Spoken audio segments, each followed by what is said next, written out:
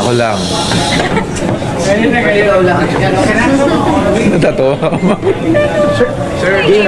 Sir, nakita niyo na ba yung manifestation ng prosecution regarding the BIR box? Opo, natanggap lang namin kaninang umaga. Hindi ko pa namin nababasa ng talagang malaliman dahil as you know, we were in the marking. No? But masabi ko lang is we will respond.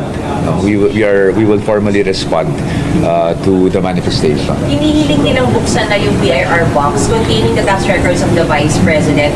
Anyway, nasa marking naman na daw kayo ng documentary evidence. Would you allow that? We'll just wait na lang po for our formal response.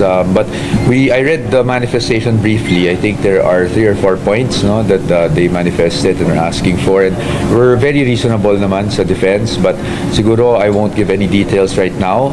Let's wait na lang po for the formal response. Sir, yung kalagayan nyo ngayon na hindi pa tapos, in any way will that affect the July 6 start of the trial? Sa ngayon, hindi namin pa iniisip kung makaka-apekto kasi talagang ang priority po natin ay mapabilis nga talaga. And today, I think, lalo pang napabilis, no? Because as we said yesterday, there were adjustments made, meaning yung Article 2, dalawa na yung marking station sila o dalawang groups na yung nagmamarka ng mga dokumento.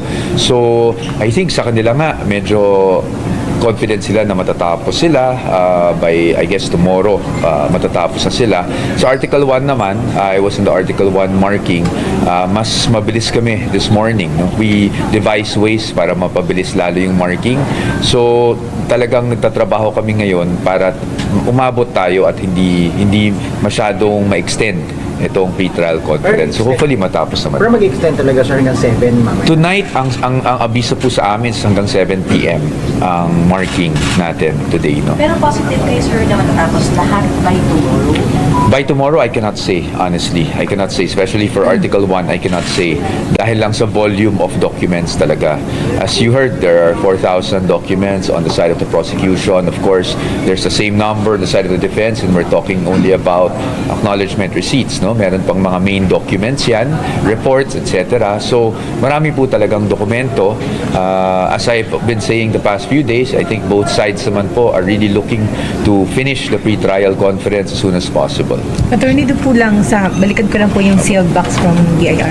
Meron bang concerns doon ang defense team? Kasi I remember, meron naging concerns na pati yung assets or wealth ng Vice President even before she was VP ay nauungkat. Magkaibang bagay naman po yun.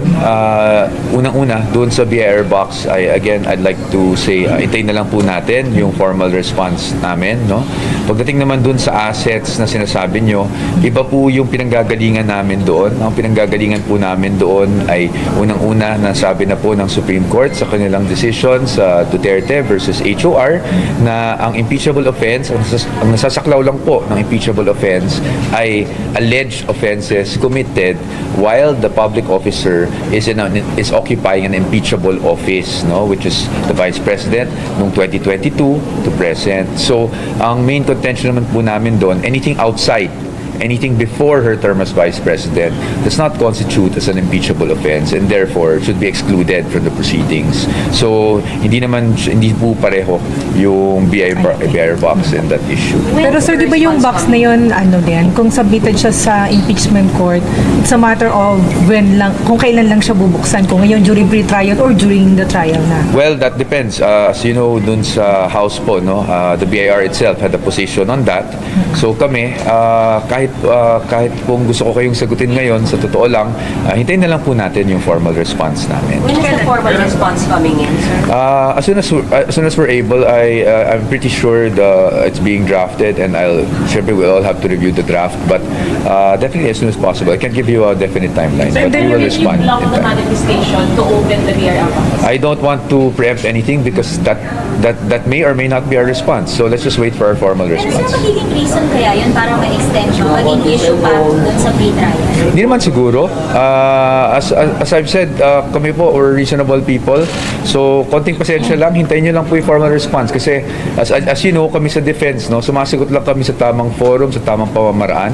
They filed a manifestation, and tama naman po yun. And kami, we will have to submit our comment or our response to that manifestation. So meron pang tatlo dun sa manifestation. Yung isa is Filipino and English ang gamitin. One is, another is, public prosecutor and, Aba. public Yeah, naintindihan naman po natin lahat ng pinanggagalingan ng manifestation ng prosecution. That's why, sabi ko nga po, hindi ko muna i-discuss. Kasi pag diniscuss ko po yun, I will preempt yung response namin, hindi po ba? So, itin na lang po namin yung formal response. But again, the defense, is composed of reasonable lawyers. So, lahat naman po hindi naman po tayo magiging cause of any delay or magbablock ng kung ano man kung naaayon naman sa batas yung mga hinihingi. Yung working of evidence, dead set kayo na dapat tapos bukas o may possibility hanggang next week, sir? Yan ang target, no? Yan talaga ang target natin. Kaya nga mag-extend hanggang 7 ngayon, kaya tayo nag-devise ng ways. So, alam niyo kami rin naman, ayaw naming tumagal na ito. Kasi, as you know, kung ang schedule natin ay July 6 for the first day of trial. Gusto rin naman namin ng enough time para makapag-prepare na kami, look forward to trial itself, no? Kasi unang-una, pagkatapos ng pre-trial conference, para po sa kaalaman din ng ating mga kababayan, ang susunod na lalabas dyan is yung pre-trial order. So, ito yung kung ano yung result ng pre-trial conference. At pagkatapos nun, kailangan pa namin magkomento. Kung sakali mang sa tingin namin kinakailangan magkomento, magkokomento pa tayo sa pre-trial order. So, sa atin, talagang gusto natin as soon as possible matapos to. So, we're hoping. Ilang days po ang given sa inyo to comment? Pwede rin lumabas si pre-trial order? Wala pa po eh. So, we're waiting actually. We're waiting for them to tell us kung ilang days. But also, the Senate has been very reasonable also with the periods allotted to us. No? In fact, kung matatandaan nyo itong schedule na to, talaga namang, kasi sinasabi natin na medyo matagal, pero it's within the schedule kasi hanggang June 25 naman talaga yung original schedule ng pre-trial conference. So, sa atin lang, napansin natin na napakaraming mga dokumento. So, as much as possible, syempre, we'd like to meet that schedule given to us. On the sealed box, sir, can the clerk of court make a ruling? That will be for the impeachment court, actually. So, Not the clerk of court. The clerk of court can never make a ruling po kasi. So, it's the impeachment court. I just presiding officer. I suppose because the manifestation, anything we file is addressed to the impeachment court po. So, meaning, last do po, last impeachment I don't want to, ma'am, I'm not, kasi the impeachment court, probably best to ask the impeachment court or the senator judges about that. Pero sa atin lang, yun lang masabi ko sa ngayon.